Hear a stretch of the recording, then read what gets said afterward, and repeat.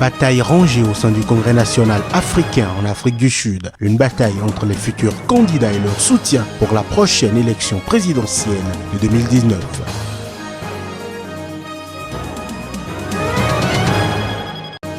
Le processus de désarmement, démobilisation et réintégration suit son cours en Côte d'Ivoire. C'est l'avis du directeur de cabinet du président ivoirien qui a présenté son bilan devant l'ONU.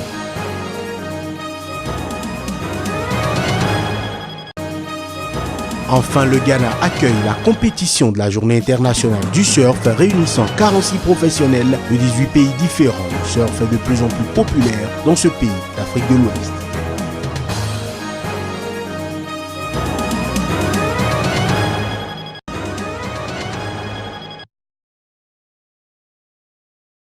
Une bataille rangée au sein du Congrès national africain en Afrique du Sud. Et cette fois-ci, c'est la prochaine élection présidentielle de 2019 qui met en lumière la bataille engagée entre les futurs candidats et leur soutien. Ce week-end, Paul Machatile, le président de l'ANC pour la province du Gauteng, s'est exprimé dans son propre district à West Rand. Au cours d'un rassemblement du parti, il n'a pas hésité à soutenir la candidature du vice-président Cyril Ramaphosa, affirmant que le numéro 2 du pays devrait être à la tête de leur formation politique en vue de l'élection présidentielle qui aura lieu dans 2 ans. Des propos qui font suite aux dernières déclarations de Nkosazana Dlamini Zuma. La femme du chef de l'État avait annoncé vendredi dernier avoir enfin accepté sa nomination pour diriger le parti. Je suis prête à gouverner, a-t-elle affirmé devant des centaines de partisans, membres de la Ligue de la Jeunesse ANC qui avaient organisé cet événement et sur qui elle peut compter. Ce jour-là, dans la province de Limpopo, l'absence de Stan Matabata, le président de l'ANC de cette circonscription, n'est pas passée inaperçue quand on sait que ce dernier ne cache pas son soutien envers Cyril Ramaphosa. Même son de cloche du côté de notre responsable régional du parti qui a manifesté son appui à la candidature du vice-président. Pour rappel, l'ANC doit élire son futur leader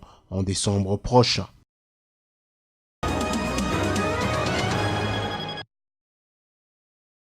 Effervescence à l'Assemblée provinciale du Sud Kivu.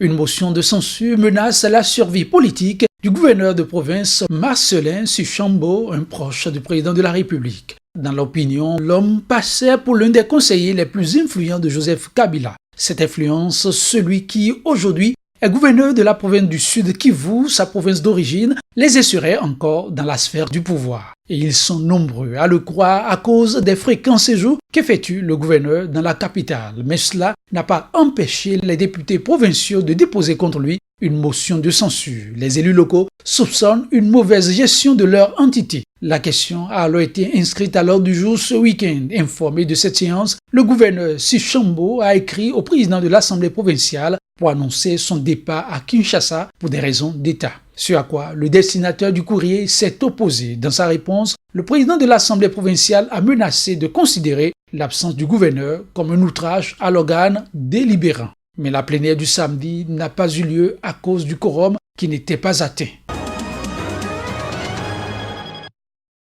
À Djibouti, après 7 ans de détention sans jugement, l'opposant Mohamed Ahmed Djaba a enfin été fiché sur son sort. Dimanche, devant la cour criminelle de Djibouti, il a été reconnu coupable d'intelligence avec une puissance étrangère et organisation d'une formation paramilitaire, puis condamné à 15 ans de prison. Maître Zakaria, son avocat, dénonce le manque d'indépendance de la justice djiboutienne. Selon lui, le dossier est vide et ses accusations ne sont qu'une instrumentalisation de la justice à des fins politiques. Il dénonce non seulement une condamnation politique, mais aussi un arrêt de mort pour son client dont l'état de santé est critique. Membre de Front pour la restauration de l'unité et de la démocratie, Mohamed Ahmed ferait les frais d'une gouvernance féroce et sans partage du président djiboutien Ismaël Omar Guelleh. Sous lui, les prisons ne désemplissent point d'opposants, de défenseurs des droits de l'homme, de syndicalistes constamment torturés et sujettes à des détentions arbitraires, en croire la Fédération internationale des droits de l'homme, la FIDH. Situation critique dans le monde estudiantin au Rwanda. 3 mois déjà que des milliers d'étudiants n'ont plus cours. À la base, une décision que les étudiants et les universités ont du mal à comprendre. 10 universités privées du pays qui n'ont pas répondu aux exigences d'un audit sur la qualité de l'enseignement ont été purement et simplement suspendues. La situation est survenue en pleine année scolaire. L'université de Mahatma Gandhi de Kigali ressemble à un campus fantôme. Mi-mars, les autorités rwandaises ont annoncé la suspension de ces programmes, estimant que l'université manquait notamment de matériel et n'offrait donc pas une formation de qualité. Pendant ce temps, des milliers d'étudiants sont laissés pour compte. Au directeur général du Conseil de l'enseignement supérieur de se défendre en soutenant que ces suspensions sont faites pour le bien des étudiants et pour la qualité des enseignements à eux dispensés. Les 10 universités concernées ont au maximum jusqu'à septembre pour se mettre en conformité au risque d'être définitivement fermées.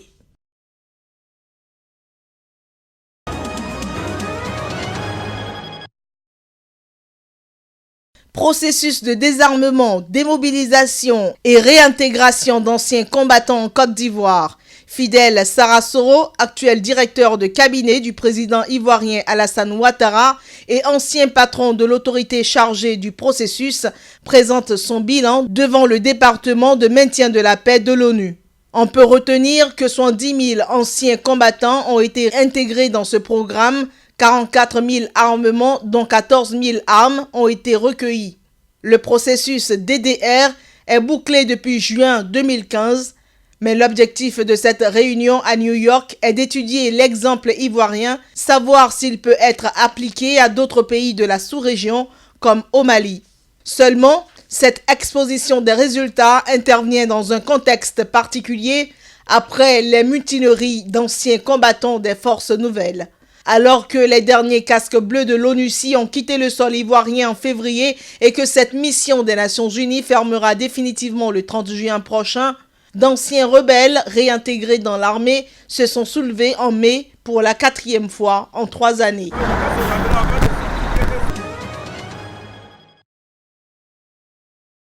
Deux officiers de police sont morts dimanche et 3 autres ont été blessés suite à l'explosion d'une bombe au passage de leur véhicule au sud du Caire.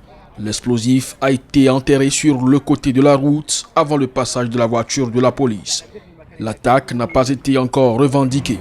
Le pays fait face à une récurrence d'attaques revendiquées par des groupes affiliés au groupe État islamique, notamment dans le nord de la province du Sinaï. Les attaques visent souvent les forces de sécurité. Des centaines de policiers et soldats égyptiens ont été tués dans ces attaques.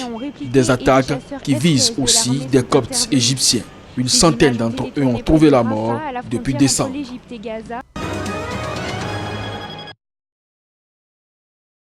Au Nigeria, une dizaine de combattants de Boko Haram ont été neutralisés dans le nord-est du pays. C'est du moins ce qu'a indiqué ce dimanche l'armée nigériane. Les insurgés auraient envahi le village de Koumsouri dans l'état de Borno, mais se sont retrouvés face à une riposte des populations et des militaires en patrouille dans la zone. Et selon des témoins, les éléments de Boko Haram étaient venus en grand nombre. Ils ont incendié la majeure partie du village et détruit certaines propriétés. Toujours selon des témoins, plusieurs d'entre eux ont été arrêtés ou tués. Il est à noter que les autorités nigérianes avaient récemment déclaré avoir affaibli la secte Boko Haram qui a également entrepris ces derniers temps des opérations au Niger, au Cameroun et au Nigeria.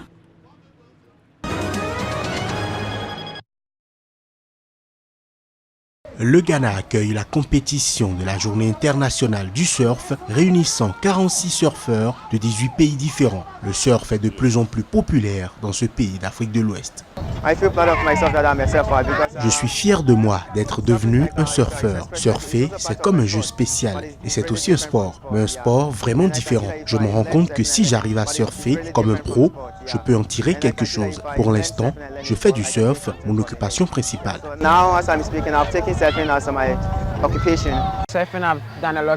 Le surf a fait beaucoup pour moi. Ça m'a permis de découvrir plein d'endroits où je n'étais jamais allé. Donc c'est vraiment super et j'adore ça. La première fois que j'ai vu des gens en faire, j'ai adoré. Et quand j'ai essayé, je me suis dit que je ne pouvais pas arrêter. Il fallait que je continue pour que peut-être un jour, j'irai loin. le surf m'amènerait loin. Il y a maintenant environ 30 surfeurs locaux au Ghana. En 2020, le surf fera partie des sports olympiques et à l'avenir, peut-être en 2024, il y aura de bonnes chances pour qu'on ait une équipe de surfeurs ghanéens. Les organisateurs espèrent ainsi pouvoir amener une équipe de surfeurs ghanéens aux Jeux olympiques de 2024. Le surf deviendra sport olympique à compter de 2020.